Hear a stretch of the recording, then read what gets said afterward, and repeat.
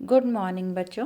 मैं डॉक्टर शिप्रा भारद्वाज आप लोगों को ऑर्गेनिक केमिस्ट्री थर्ड ईयर में पढ़ा रही हूँ। कुछ चैप्टर्स हम पहले कर चुके हैं। उन चैप्टर्स को आप मेरे यूट्यूब लिंक पर देख सकते हैं, पढ़ सकते हैं और मैटर भी प्राप्त कर सकते हैं। हमने नेक्स्ट चैप्टर स्टार्ट किया है, पॉलीमर्स का चैप्टर है आपके कोर्स में, और उसमें हमने बहुलीकरण की क्रियाविधि और बहुलीकरण कैसे होता है उसके बारे में कुछ चीज़ें हमने अपने पिछले यूट्यूब चैनल लिंक पर शेयर करी थी और आप लोगों ने उसे पढ़ा ज़रूर होगा। यहाँ से आगे हम चलते हैं। बहुलीकरण की 3 विधियाँ हमने पहले पढ़ी हैं, जिसमें मुक्त मूलक क्रियाविधि बहुलीकरण किस तरह से आगे बढ़ता है, उसमें मुक्त मूलक क्रियाविधि द्वारा आगे बढ़ सकता है, धनायन निर्माण के द्वारा भी बहुलीकरण हो सकता है और ऋणायन के निर्माण के द्वारा भी बहुलीकरण हो सकता है।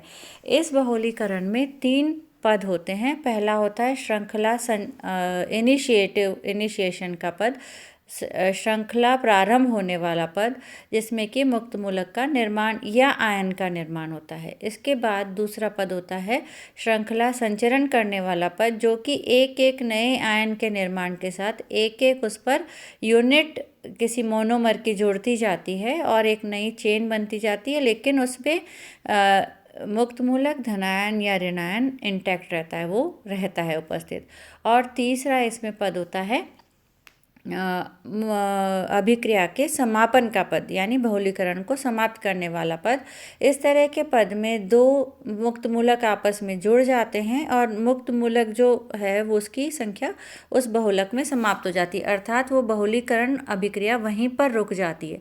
ये आपके कंट्रोल में होता है। जब हम बहुलक बनाने लगते हैं तो जितनी लंबी श्रृंखला हमें चाहिए, उसके पश्चात हम उसमें 2 मुक्त मूलक की आपस में अभिक्रिया कर उस श्रृंखला को वहीं पर रोक सकते हैं। इसके अलावा धनायन और ऋणायन पर उसके विपरीत आयन को जोड़कर हम उस श्रृंखला को रोकते हैं। तो इस वाली अभिक्रिया के पद को हम कहते हैं श्रृंखला समापन होने वाला पद।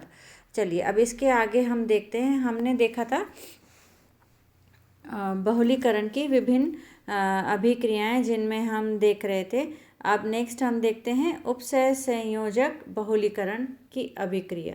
इस अभिक्रिया में कोऑर्डिनेशन के द्वारा बहुलक बनाया जाता है। फॉर एग्जांपल है जिगलर नाटा जो कैटलिस्ट है, उसके द्वारा हम बहुलीकरण की अभिक्रिया कर सकते हैं। आप देख सकते हैं यहाँ पर ये जो TiCl4 है और ट्राईथाइलिन एल्युमिनियम है, इसके संयोग से यहाँ पर एक नया उत्प्रेरक बनता है जिसे हम जिगलर नाटा उत्प्रेरक कहते हैं। यह उत्प्रेरक विभिन्न अभिकर्मकों से अपने साथ बंध बना करके उन अभिकर्मकों को आपस में जोड़कर और उनका रीअरेंजमेंट करके हमें पॉलीमर देता है, जैसा कि आपको यहाँ दिखाई दे रहा है। इसके साथ में डी कक्षक जो है वो आपस में अतिव्यापित करके पाई बंध बना लेते हैं किसी भी ऐसे समूह से जिसमें कि द्विबंध उपस्थित है। उसके साथ में पहले इस जिगलर नाटा उत्प्रेरक का पाई बंध बनता है और उसके पश्चात ये यहाँ पर आपस में जोड़ते जाते हैं। आप देख सकते हैं यहाँ पर 2 ये ग्रुप जुड़े हुए हैं और फिर ये आपस में इस तरह से जुड़ गए हैं। इसके पश्चात और भी हम अगर ग्रुप को जोड़ना चाहें तो यहाँ से हम एक और नया ग्रुप जोड़ सकते हैं। तो जिगलर नाटा उत्प्रेरक का यहाँ पर उपयोग किया गया है बहुलीकरण अभिक्रिया को पूरा करने में। अब यहाँ पर जो अणुभार है वो 10,000 से लेकर और 30 लाख तक हम यूनिट्स आपस में, ये अणुभार जो है मॉलिक्यूलर वेट पर यूनिट के हिसाब से निकाला जाता है और इसको हम यहाँ पर देख सकते हैं कि इतनी संख्या में अणु जुड़ जाते हैं और अणुभार इस तरह से मल्टीप्लाई होता जाता है। जितना इसका घनत्व होगा वो पदार्थ उतना ही कठोर और फ्लेक्सिबल बन जाएगा और वो पदार्थ, ये जो पॉलीमर्स होते हैं वो अधिकतर अम्ल क्षार या किसी भी और विलायक के प्रति निष्क्रिय भी होते हैं और विद्युत के विरोधी भी होते हैं। जैसा कि हम सब जानते हैं जो रबड़ है हमारा वो फ्लेक्सिबल है, हार्ड भी है, ऐसा नहीं कि फ्लेक्सिबल होने के साथ तरल है, हार्ड भी है और उस पर इलेक्ट्रिसिटी का कोई प्रभाव नहीं होता। तो इस तरह से जिगलर नाटा ने एक कैटलिस्ट बनाया था जिसके थ्रू हम और अलग अलग तरीके के उसका उपयोग करके विभिन्न प्रकार के हम पॉलीमर्स बना सकते हैं। अब हम आगे चलते हैं। प्लास्टिक। प्लास्टिक एक तरह का पॉलीमर है जिसको कि इसी तरह से विभिन्न पदार्थों का मिश्रण करके उसमें हम विभिन्न विधियों द्वारा उसके चेन को लंबा करने के पश्चात हम उसको एक सांचे में ढाल देते हैं। और फिर उसके बाद में फॉर एग्ज़ाम्पल हम देखें, जितनी भी प्लास्टिक की वस्तुएं जैसे बॉटल है या कोई कंटेनर है प्लास्टिक का, तो वो सब इसी तरह से बनाए जाते हैं। उनको हम किसी मोल्ड में किसी सांचे में डालकर उसको शेप दे लेते हैं और फिर उसको ठंडा करने पर वो इंटैक्ट हो जाता है प्लास्टिक के लिए। सामान्यतः जो प्लास्टिक पदार्थ हैं वो इलेक्ट्रिसिटी के और हीट के लेस कंडक्टर होते हैं, लेकिन फिर भी प्लास्टिक हीट से एक लिमिट के पश्चात में पिघलने लगता है। यहाँ पर हम देख सकते हैं विभिन्न प्रकार की जो प्रकृति है प्लास्टिक की वो लिखी गई है, जिसमें क्रिस क्रॉस बंधन होता है। ये बहुलक में अत्यधिक इसमें टीएम या टीएफ का मान बहुत उच्च होता है और इसके पश्चात इसमें हम विभिन्न प्रकार के इसके गुणों के बारे में भी हम चर्चा कर सकते हैं कि प्लास्टिक के गुण किस तरह के होते हैं, जैसे कि अम्ल, क्षार, कार्बनिक पदार्थ, तेल, इन सब के प्रति इनका उदासीन व्यवहार होता है, कोई इन पर रिएक्शन नहीं होता है और इसके बाद जल से भी इन पर कोई प्रभाव नहीं पड़ता। ताप का प्रभाव एक लिमिट के पश्चात होता है। कुछ ऐसे पदार्थ हम बना भी सकते हैं जो कि तेल आदि में विलय हो जाते हैं, लेकिन ज़्यादातर अगर प्लास्टिक का निर्माण किया जाए तो वो अक्रिय पदार्थ माने जाते हैं। प्लास्टिक में अब विभिन्न प्रकार के प्लास्टिक होते हैं, जैसे कि थर्मोप्लास्टिक। ये गर्म करने पर सॉफ्ट हो जाते हैं, इन्हें हम थर्मोप्लास्टिक्स कहते हैं। ये फॉर एग्जांपल हम जैसे कि कोई टब यूज़ कर रहे हैं तो वो टब इस तरह का है, थर्मोप्लास्टिक प्रकृति का है, जिसमें कि क्रिस क्रॉस बंधन नहीं होता। इसके बहुलक के यूनिट के अंदर क्रिस क्रॉस बंधन नहीं पाया जाता और ये ठंडा करने पर वापस अपना शेप ले सकते हैं। तो हम इसको पहले गर्म कर लें और इसको हम दूसरे किसी सांचे में डालें तो ये उस सांचे का शेप भी ले सकते हैं। कुछ थर्मोप्लास्टिक्स फॉर एग्जांपल हैं पॉलीएथिलीन, नायलॉन, पॉलिएस्टर इत्यादि, ये थर्मोप्लास्टिक में आते हैं।